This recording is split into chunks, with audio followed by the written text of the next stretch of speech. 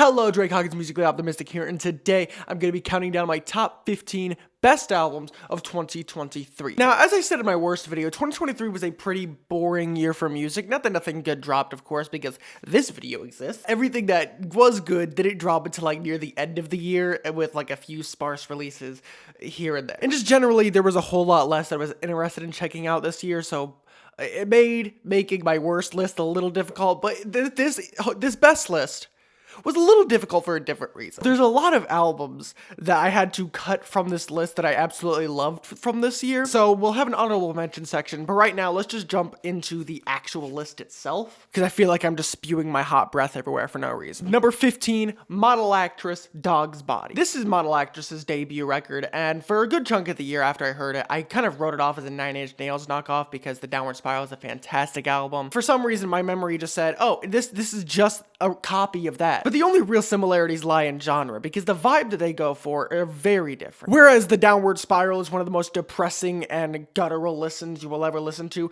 this is a fun, bouncy rave about gay sex. And I'm not even lying, there's literally a cock on the cover, so like, yeah, not only are these lyrics far beyond anything that Trent Reznor would say, but like the lead singer's vocals just have so much charisma and bleed this sort of euphoric, pleasurous vibe that I've not heard anyone else pull off. And in my opinion, this band does such a great job at playing to their lead singer's strengths by backing it up with some of the most powerful and visceral instrumentation of the entire year. At number 14, 100 Gecs with 10,000 Gecs. I was looking forward to this record for the longest amount of time, even if I don't really care for the outro track Me Me Me, which was a single for like the longest before this record came out. And there are also a few moments in here that I'm not the biggest fan of, like $1 Million, but like even if I don't care about a few tracks here and there, the core record of this is so strong and so fun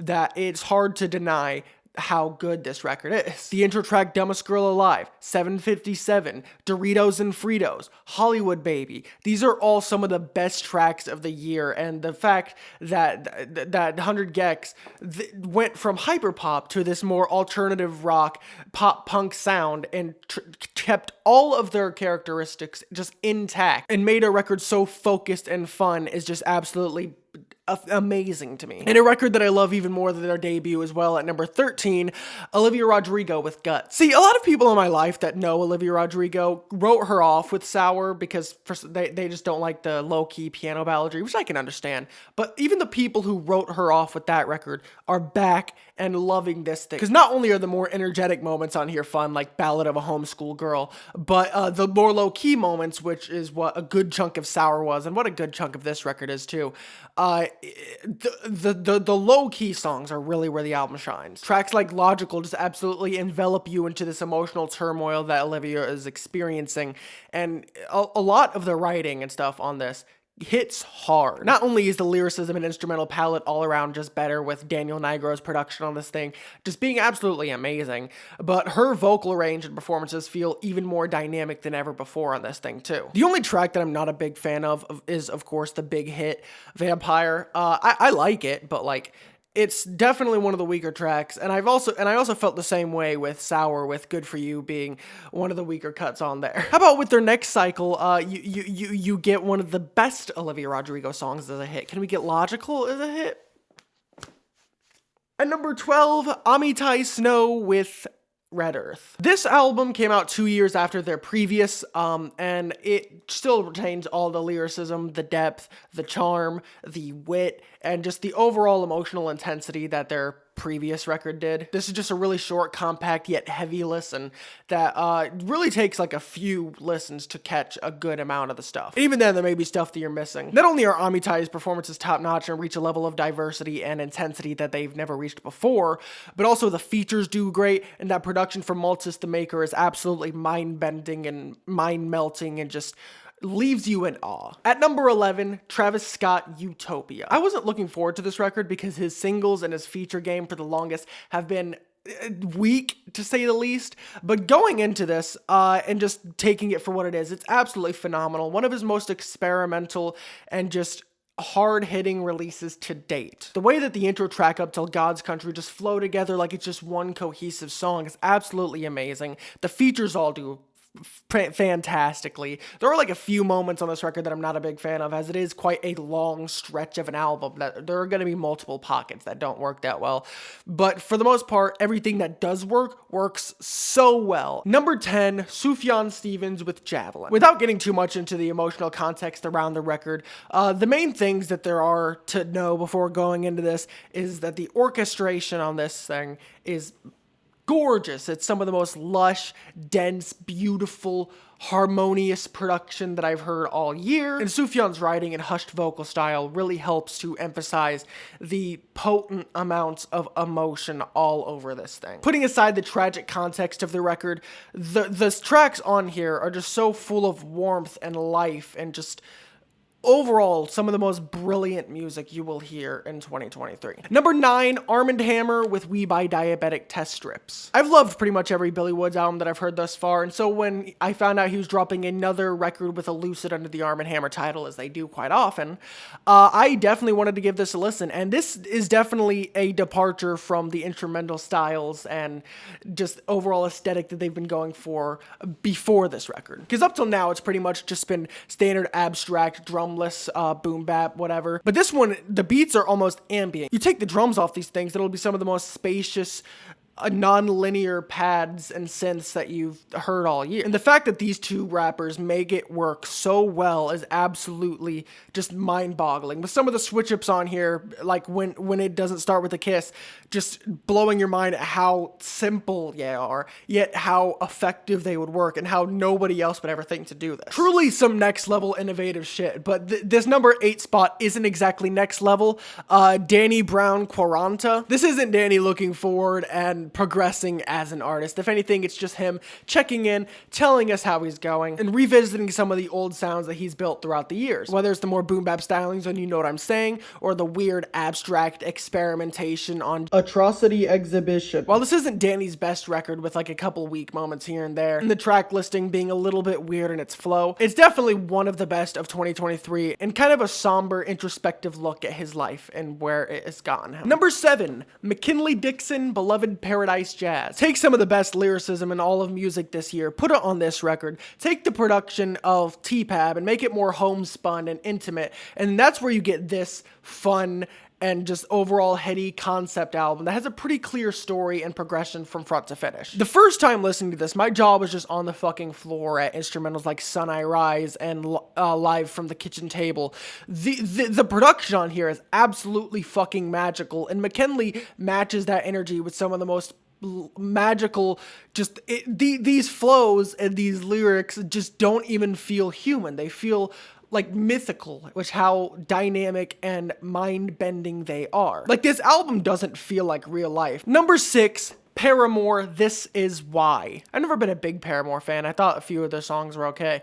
But this record, with their transition into more dance punk, post-punk, it's definitely turned me into one. The songs on here are so catchy. The band has such good chemistry and just locks into grooves all over this thing, where Haley's vocals just absolutely soar. Like, on past things that I've heard from them, I never heard Haley's vocals have this much range and dynamics to them. But on this record, not only are the songs so catchy, like Thick Skull and Crave and You First, not only are they some of the most powerful, visceral, hard-hitting tracks of the year, but there's also a lot of softer moments on this, like Big Man, Little Dignity, Thick Skull. I don't know why he put that in the harder version. Anyway, these are just some of the catchiest and most beautiful tracks of the year. At number 5, Jeff Rosenstock, HELLMODE. This is pretty much like the first pop-punk album that I've actually enjoyed, and I enjoy it so much that almost every track from this album is saved on my phone. I Wanna Be Wrong, Head,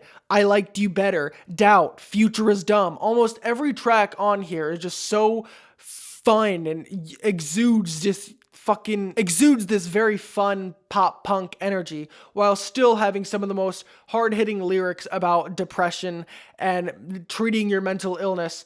that you're going to hear all year. Like, this album may be called HELLMODE, but a lot of the lyricism on here is so much more uplifting and positive, and just is generally trying to move to a better state in their life. And genuinely, I hope that they reach it, because this life can fucking suck sometimes. Usually I would wait until right before number 1 to do honorable mentions like I did last year, but because the top 4 are pretty much albums that are all at the same level, and I just have to rank them. I'm going to call them the Elite 4. Insert Pokemon reference here. Before we get to the top of the list, let's go over some honorable mentions. These are albums that just didn't make the list for one reason or another, but I think deserve a shout out anyway. First off, Genesis Owusu with The Struggler. I saw a good amount of people saying that this isn't as good as his last record, but honestly, I think it is. This one just happens to be more focused and honed in on a specific sound, which just happens to be like fun, energetic dance punk. And while I haven't loved everything that I've heard in that style, this certainly is one of the better ones. Billy Woods and Kenny Siegel with Maps. This is a record that I'm kind of mixed on, because I do feel like it is one of his weaker albums, especially because some of the features like Danny Brown on Year Zero do absolutely fucking horrible. But the straightforward, just jazzy production on this is very much a unique vibe for Billy Woods, and he provides some very potent,